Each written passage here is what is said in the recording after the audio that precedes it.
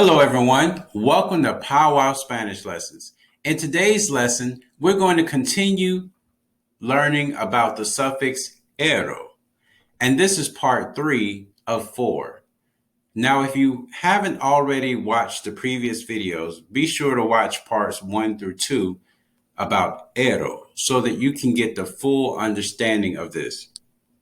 So now, in our previous videos, we've learned the different uses of ero. We know that it's associated with someone's occupation or their profession or their trade, such as a nurse, a fruit seller, or a shoe salesman.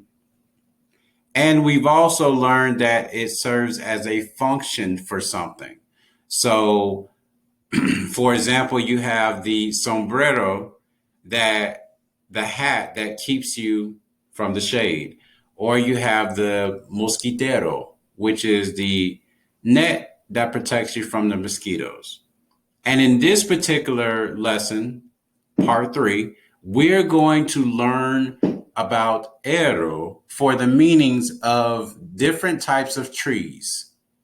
And yes, I know you're probably thinking trees, but this is true. So ero is a suffix in Spanish that you can use when you want to focus on specific types of trees. So let's get started.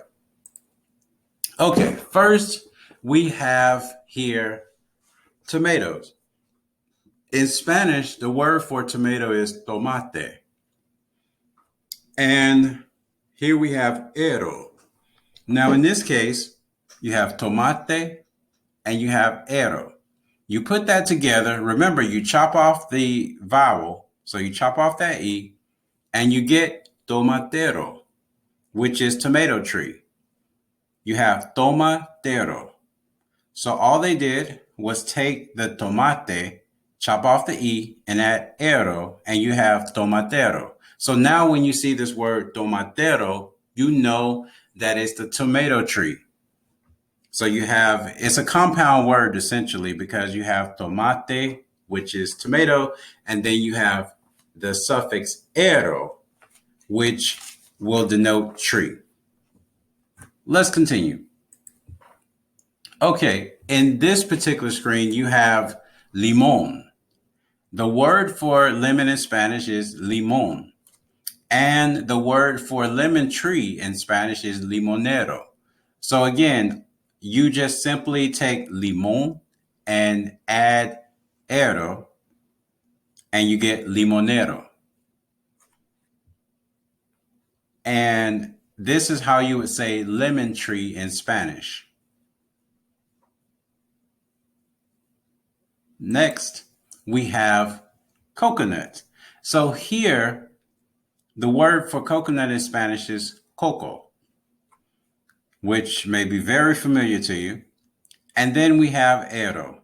Now, here you have coco plus ero. You would think it would be cocoero, but no, it's not. It actually is cocotero, which means coconut tree. And the reason why the T is here is more so for vowel harmony and phonetic harmony. In other words, if you put the consonant there, it makes it sound like a more natural way of pronouncing the words in Spanish and keeping it in a Spanish form of pronunciation. Because if you say cocoero, that does not sound like a natural Spanish word. That sounds like Portuguese or another language. However, the cocotero is more so in line with the natural Spanish pronunciation and the way that Spanish words are spoken. Cocotero fits a lot better. If you notice, it just rolls off your tongue a lot better, cocotero, as opposed to cocoero. And let's continue. Now we have plantains. And the word for plantain in Spanish is plátano. Again, that's plátano. So we have plátano plus ero. Now, plantain tree. would be platanero. Again, in this case, it's plátano plus ero is platanero. Now, you may ask, why is that accent here in this particular form of the word, but when you combine it here, the accent is no longer there? The reason for this is that with accents in Spanish, once you pluralize them or you add a combination to them, they lose the accents in Spanish. Now, in this particular case, another reason for this is because of the vowel harmony. So in other words, because you have a lot more vowels in this particular word, platanero, you have a lot more vowels to balance out the sound so that it's pretty clear that when someone says it, you know that they're referring to a plantain.